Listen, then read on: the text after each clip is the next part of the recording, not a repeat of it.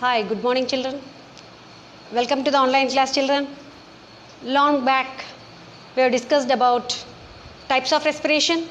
In today's class we shall learn about respiration in humans. Children, you are familiar how does respiration takes place in humans. We have learned this in our earlier classes.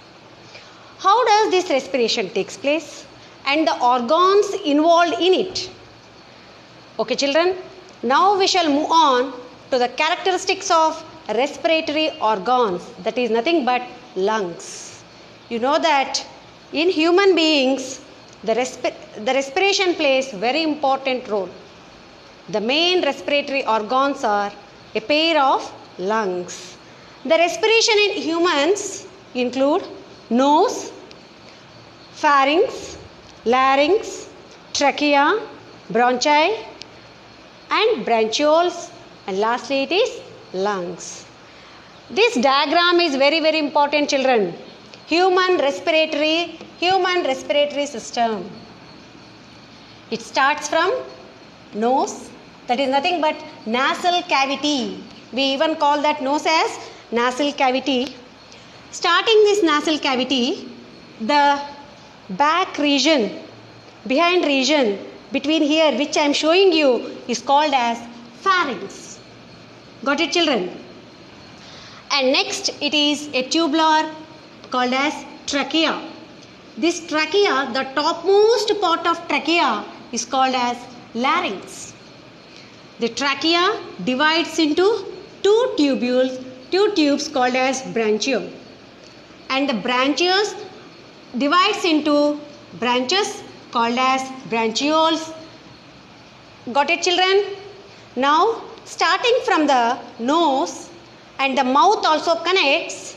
Now you all know that respiration starts from the nose. Okay children? From the nose, the entire region behind your back, I already told you it is pharynx. I am stressing. One more time I repeat. The entire region back to this portion we call it is pharynx, and the trachea, the topmost layer of the trachea is called as larynx. The topmost layer of the trachea is also called as larynx and is also known as voice box. Then we see a pair of bronchioles. Here we see a pair of bronchiole. This pair of bronchiole split into two branches. These two branches called as bronchioles. Got it children? Which may enter into the lungs. After entering into the lungs, the branches into bronchioles. Here they are dividing into bronchioles. Got it children? Bronchioles, then they can be seen a grape-like structures at the end of these bronchioles, a grape-like structure called as alveoli, which are very important children. What are these alveoli? They are the grape-like structures present at the end of bronchioles. Okay, what happens in the alveoli children?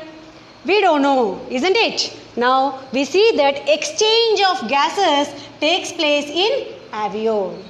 Children, we are familiar that the lungs are very important organs for respiration. Same this alveoli is very important where exchange of gases takes place.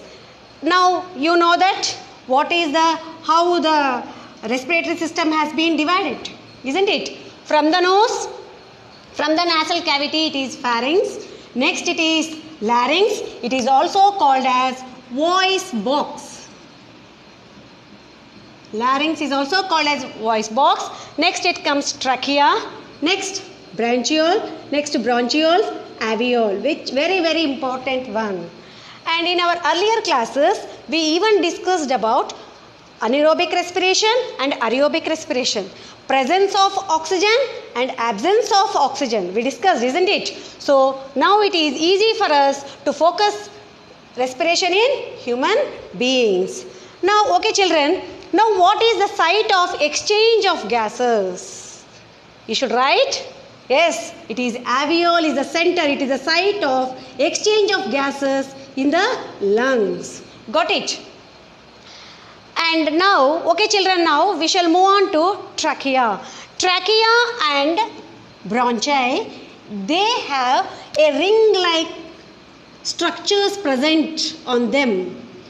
Then what is this ring-like structures called as? They are made up of cartilaginous material. So they are cartilaginous rings which helps them not to collapse.